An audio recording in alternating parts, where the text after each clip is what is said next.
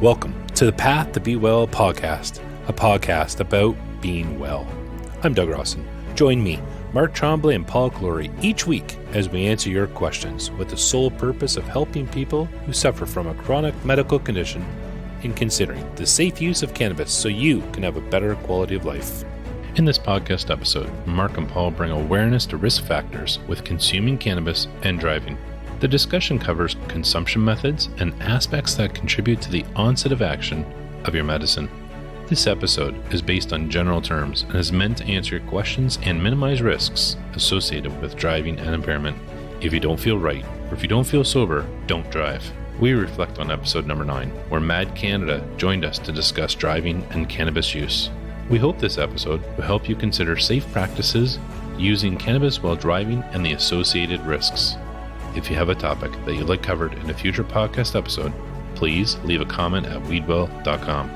If you have a question or want to be part of our growing community, you can join us by text message. Send us a text and we can chat. Reach us at 705-805-8264. Now, let's join in on the conversation. Hello, everyone, and welcome to our Knowledge and Learning session. This is a weekly thing that we present every Thursday, and joining me is my colleague, Paul Clory. So, Paul, welcome. Thanks, Mark. And how are you today? I'm doing fine. So, Paul, this week, the focus has been, and some of our viewers and listeners would know, this week has been all about the safe use of cannabis. So leading into this week, I hit on some of those topics. And today, part of the safe use of cannabis would be cannabis and driving. So cannabis use and driving is something that, it pops up fairly regularly, whether it be with our clients or even bumping into someone and they recognize, the kind of work that we do. It's not unusual for that question to be raised because either just for general knowledge or they're really looking to see how much can I take and still not get caught. That's usually the first one, even ahead of, and it's not a laughing matter, but ahead of how much can I consume and still be safe. So Paul, your comments on that? We'll definitely address those exact topics as time goes on. When I first thought about this section, what we were going to talk about, it was very unifocused on cannabis and driving. And I thought, in previous conversations we've had, and we'll share with that in just a moment, but in previous conversations we've had, one thing that does not work if you're approaching a message of safe use of cannabis and the exclusion of driving is just hammering it in. And I couldn't imagine doing it for 5 days in a row or you speaking to the audience for 5 or 6 days about don't drive, don't drive, don't drive. I think the message becomes lost pretty fast. No one wants to be lectured to. So we kind of morph that into more a safe use of cannabis. And I know you've been talking some low risk cannabis use guidelines and some documents that that exist right from the government. But yeah, we're going to definitely tackle some of cannabis and driving today and in the context that you said. Before we get there, though, let's talk our manifesto as we always do and where we find cannabis and driving in so far as our path to be well. So our manifesto today is, I know cannabis is my medicine. It helps me. And having said that, just because it's your medicine, and you would have touched on this week, you need to use it responsibly. And this does not just apply to cannabis specifically, but it could be how opiates affect you, sleeping pills affect you, some antidepressants, and those types of medicine, and how they affect you and the things that you do around. So, we're relating it to cannabis specifically, but there is a large group of medications that can alter, we'll say, your mental function, your physical function, and you want to be aware of how you use it, even though it is your medicine. Cannabis and driving we find in our be progressing, so stage of our path to be well. And be progressing is, when we start implementing cannabis use, our launch phase, if you will. Everything before was pre-launch. This is our launch phase and we're using cannabis. That's why we find it here. And it's I'm committed to my health goals, working on small wins that contribute to my treatment plan. Daily I see progress by testing and refining while journaling my results. And so that's be progressing in a nutshell.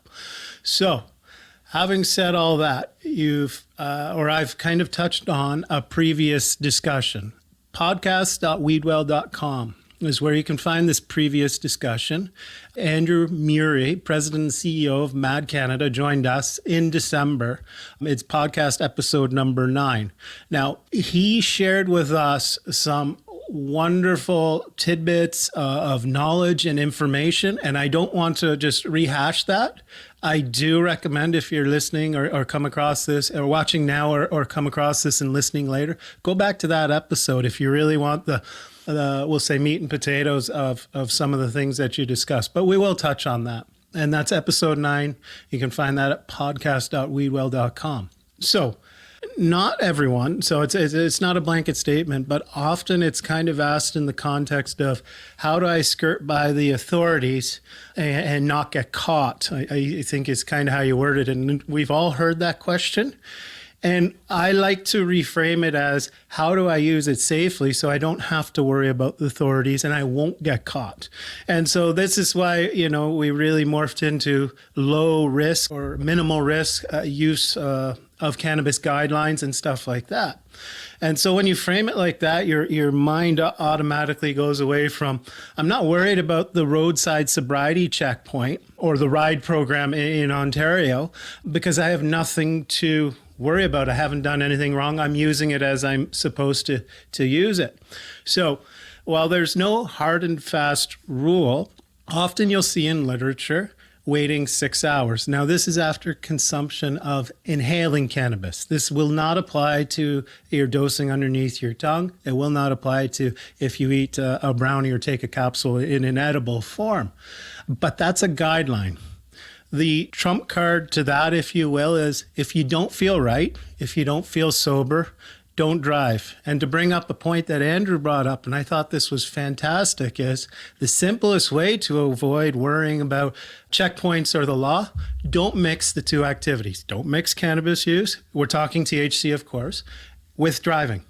And that's the simplest way to not worry about the authorities. Yeah, very good, Paul.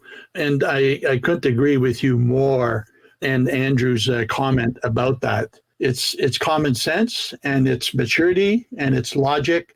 If you're planning on driving, just don't consume. It's really that simple. Why put that risk and burden on yourself or perhaps even someone else? Yeah, it still exists, and even more recent studies still will show.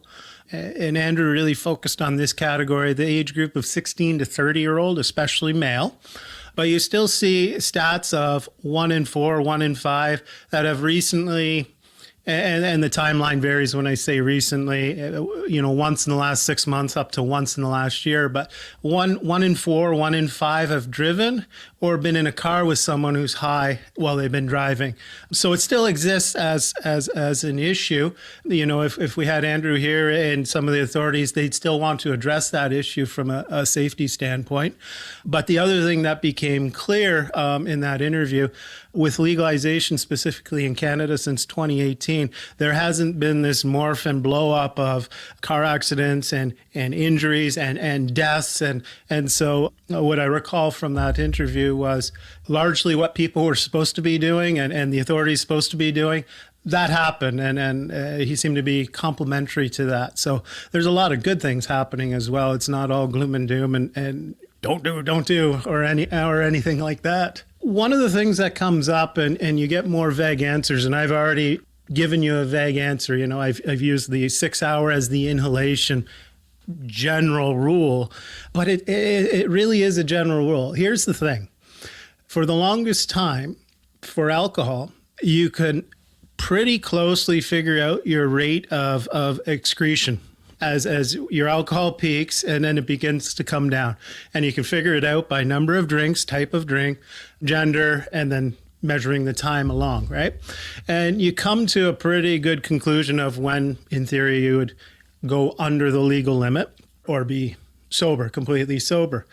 Unfortunately, it doesn't work with cannabis, and there's way too many X factors. I think people have become accustomed to, if you wait this long, relatively speaking, you'll be okay. It doesn't work that way for cannabis. And so you bring in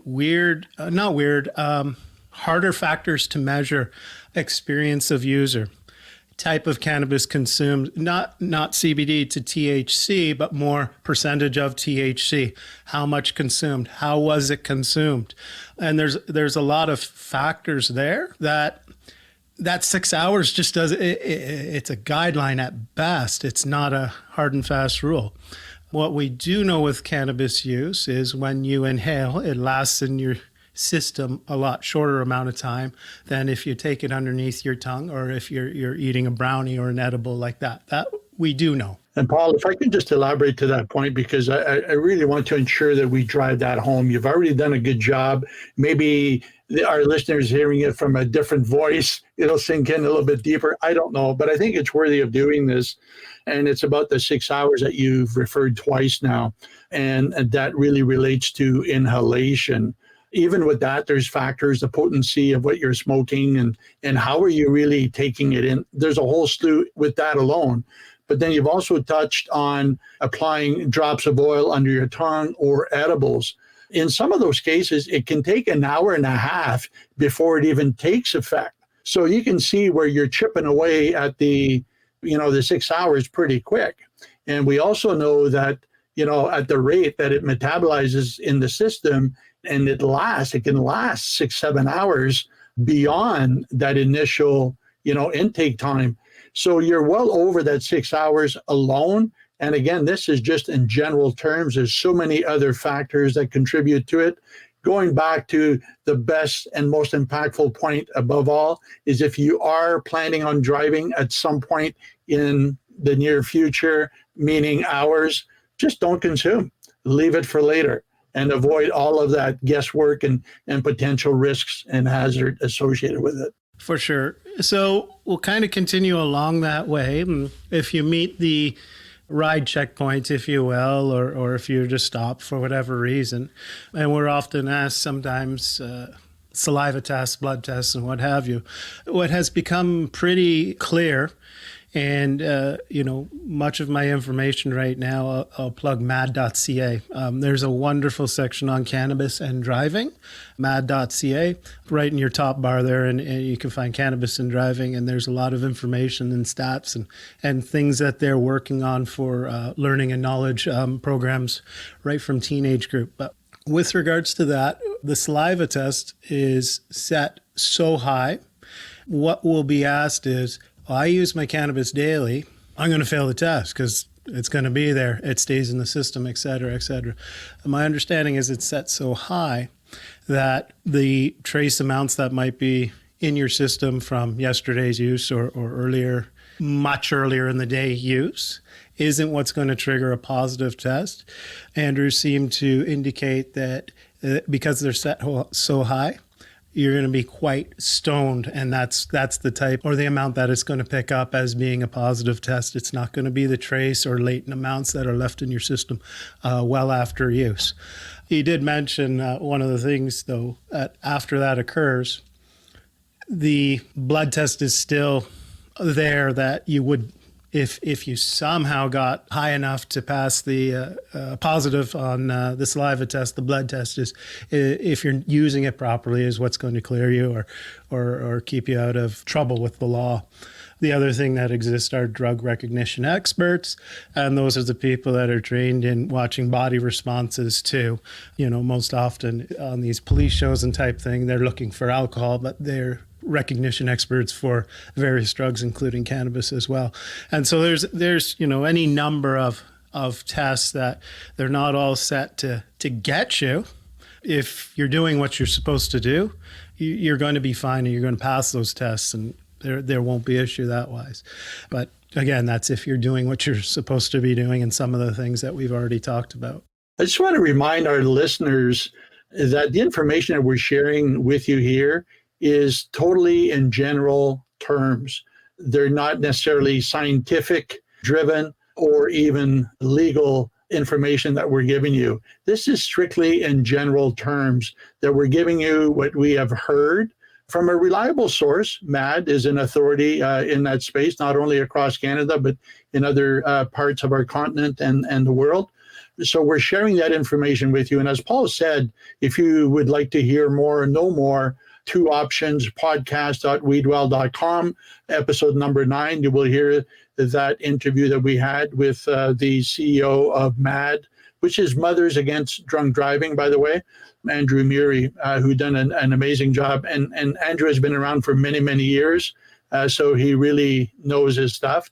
The other source that Paul already touched on is mad.ca. That's their website. MAD is MADD.ca. Go there, and right on the top banner, you'll see where you can click on exactly that topic. There's an immense amount of information in there. For sure. I think, really that covers the large parts of cannabis and driving that we really wanted to talk about. A few things that you've probably touched on during the week that I'd like to, recap as well. Important things. I remember this in the clinic to some extent, and I'll address it. And it was the idea of THC percentage. For some, not all, they get focused on the number. And if hypothetically an 18% THC product of whatever name did me well, 20% is going to do me better, or 22% if that happens to be available. And I just want to point out to people, it's not the number, the percentage. It measures potency in that, but more isn't necessarily better, as in a higher number isn't necessarily better. Much the same, I've used this analogy sometime before about your washing machine. If a little soap cleans your clothes, you don't need more soap. And so we've often at Weedwell said, if I had to sum it up in one concept, less is more. And so if you find that strain, more importantly, that type of strain that is providing some relief, and using the THC percentage as an example, it's 18%. You don't need to jump the 20% to find more relief. It just might be how you're using that strain or when you're using that strain during the day. Because the 20% strain might be a completely, we'll say, different family, if you will, for simplicity's sake, and it might have the opposite effect of where you were. And so I just want to point out one of the things that you'll see in the low-risk cannabis use is where you can use THC, as low THC percentage as you can, or something with CBD in it. And that's more to mitigate the negative effects, the high feeling or the paranoias that might come with THC. And so I just wanted to bring that forward. Less is more. And where you find something that's working, you don't have to step it up and continually step it up and continually step it up. Paul, you and I touched on this, and I'm going to go out here on a whim, but only because we hear this a lot. And I'd like to bring it up so that we could add a different layer to it. And I've heard a fairly large amount of times that I'm okay to consume because I'm more alert when I consume, as far as driving or even doing other activities as well. And that was raised when we were talking to Andrew Murray from MAD, because it is fairly common. His response was pretty quick. That is a myth. That is not supported in any way. And I know that you have something to add to that, Paul. So where I recall the conversation went is, you can argue whether you're more or less alert driving down the road, we'll say going in a straight line.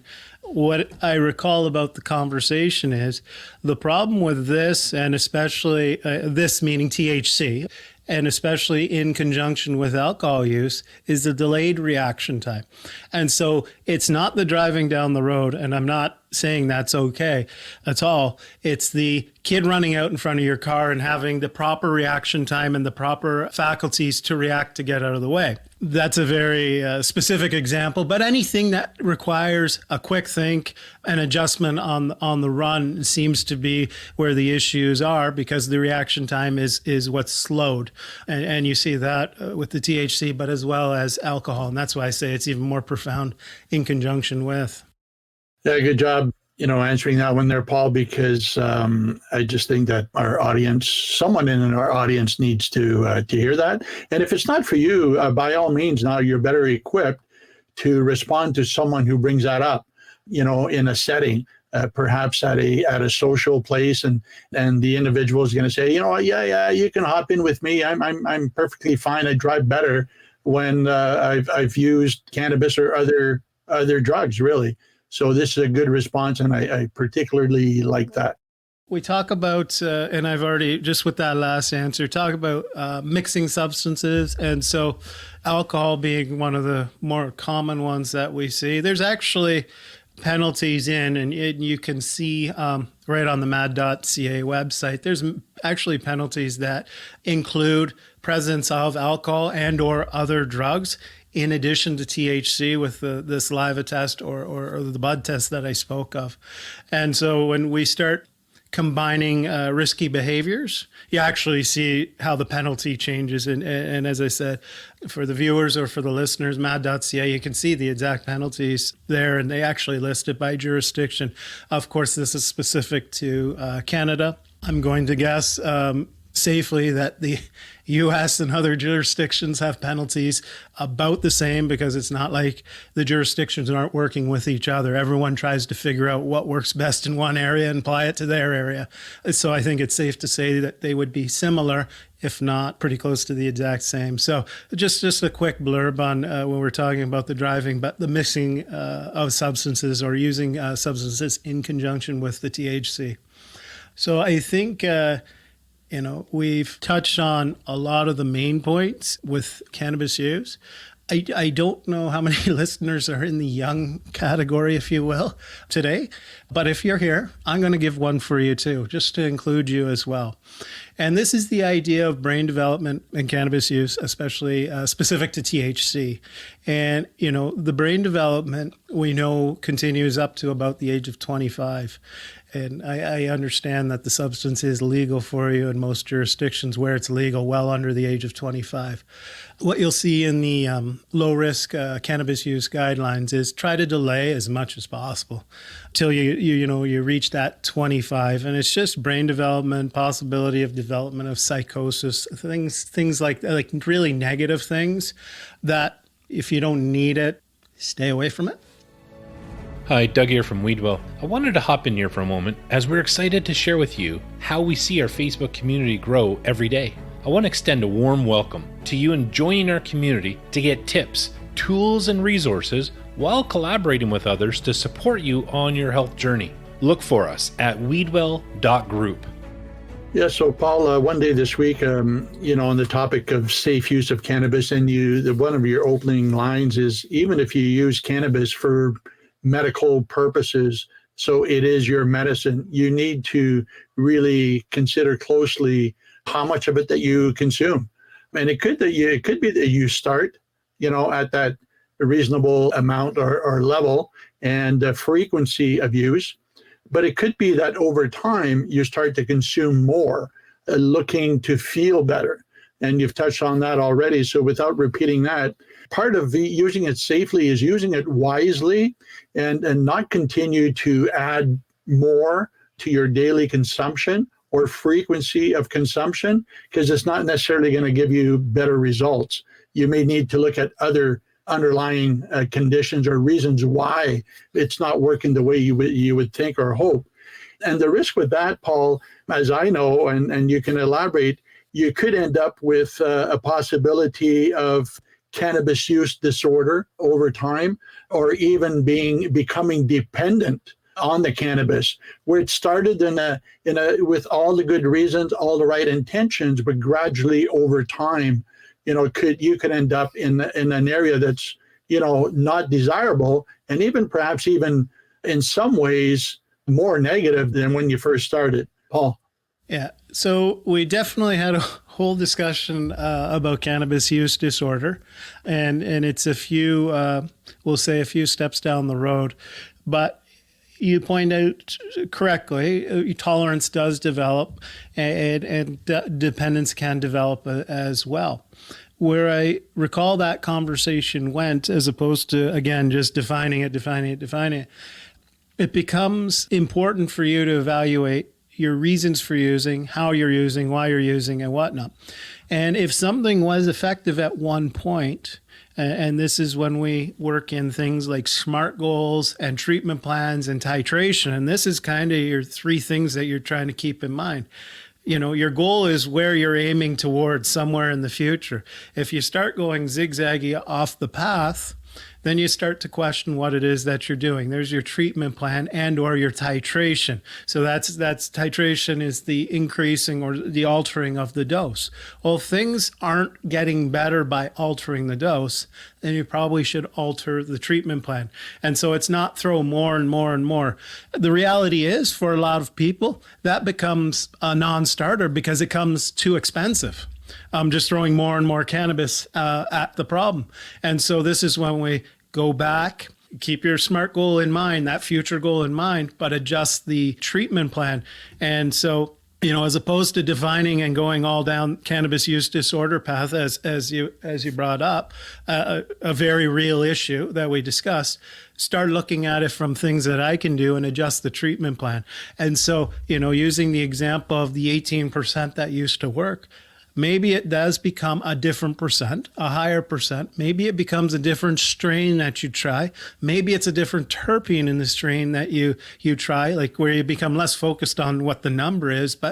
And that's the alteration to the treatment plan that helps you go forward and move into the future where that SMART goal is. So if I can just frame it up like that, those were the three things kind of come in and jive, and where you can adjust and kind of avoid some of the negative, if you will. And when I say negative, it's not finger pointing at you. It's things that obviously as a cannabis user or a cannabis medicator, you want to avoid a cannabis use disorder. So I just mean it from that light. If we can avoid those things and still propel ourselves and move forward towards our SMART goal, that's what we want to be doing. One more thing I'd like to touch on, because it fits in with the safe use of cannabis. So 2 points on that is, where do you consume?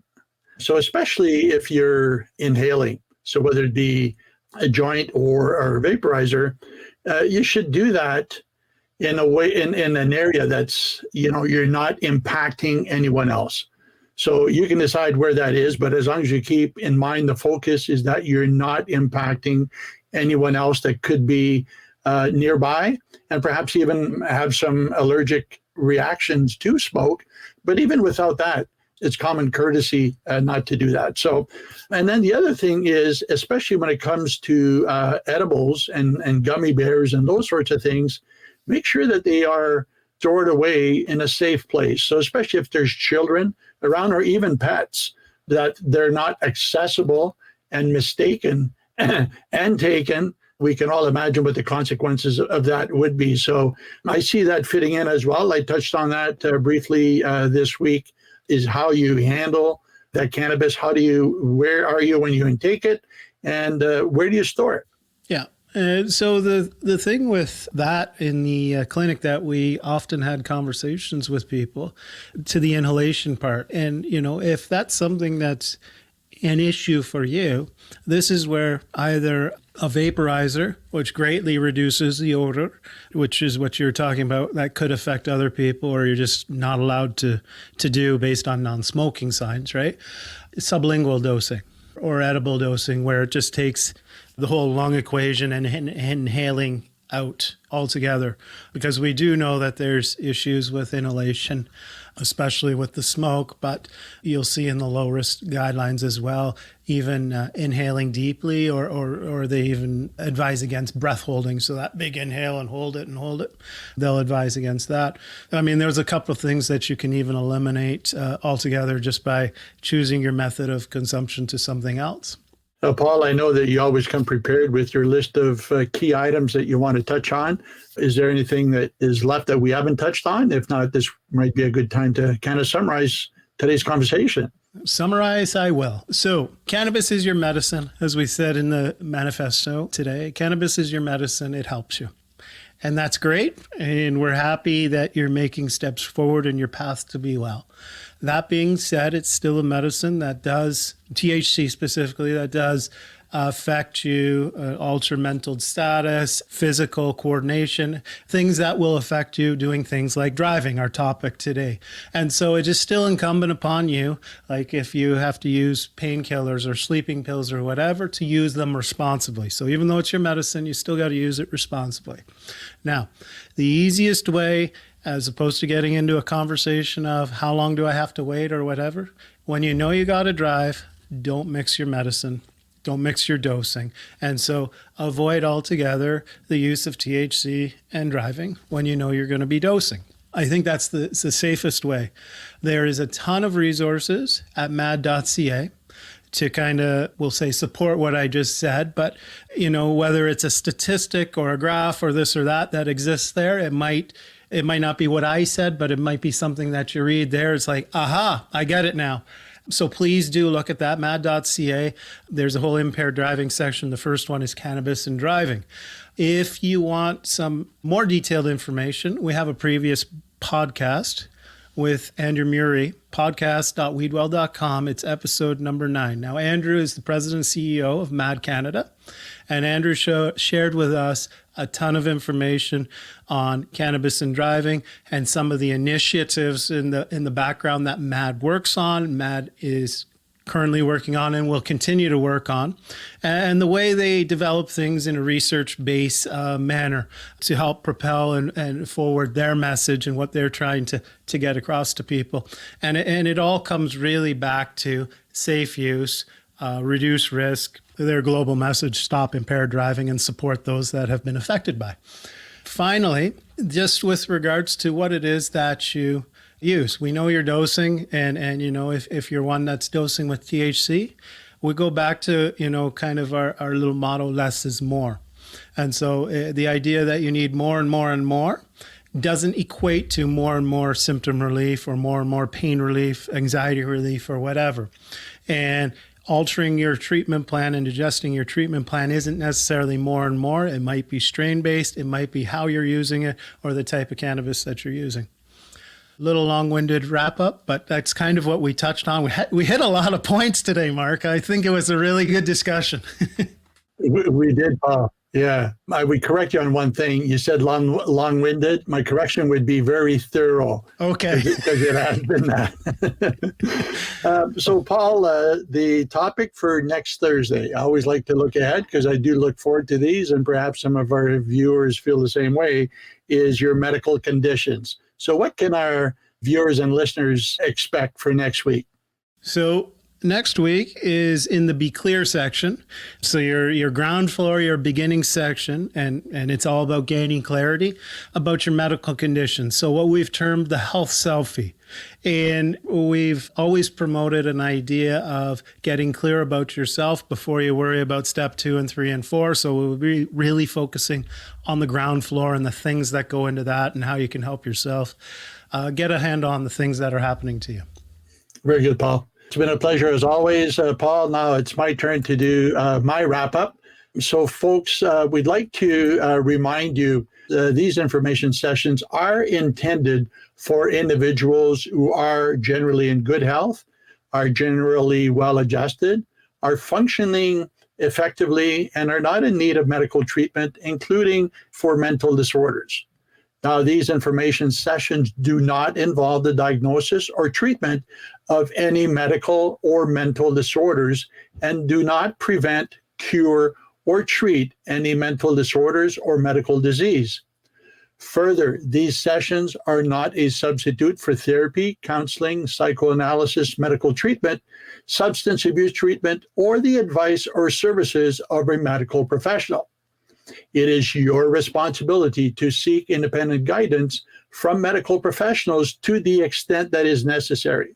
So please do speak to your healthcare provider about the appropriateness of cannabis as a treatment option. For those who have taken some steps in improving your quality of life, congratulations. And remember, your journey is your journey. And these steps that you're taking forward to improve your quality of life, you should be very proud of. And the progress that you're making. At Weedwell, we are committed to helping people improve their quality of life, and utilizing cannabis as a treatment option is one way to accomplish that. So on behalf of Doug, who wasn't with us today, but Paul and myself, we always look forward to the next time that we connect. And until then, be well. Thanks for joining us this week on the Path to Be Well podcast, a podcast about being well. Make sure to visit our website at weedwell.com, where you can subscribe to our show so you never miss an episode. While you're at it, if you found value in this week's show, we'd appreciate you sharing this podcast or leaving a comment or rating. We look forward to you joining us next time. Until then, be well.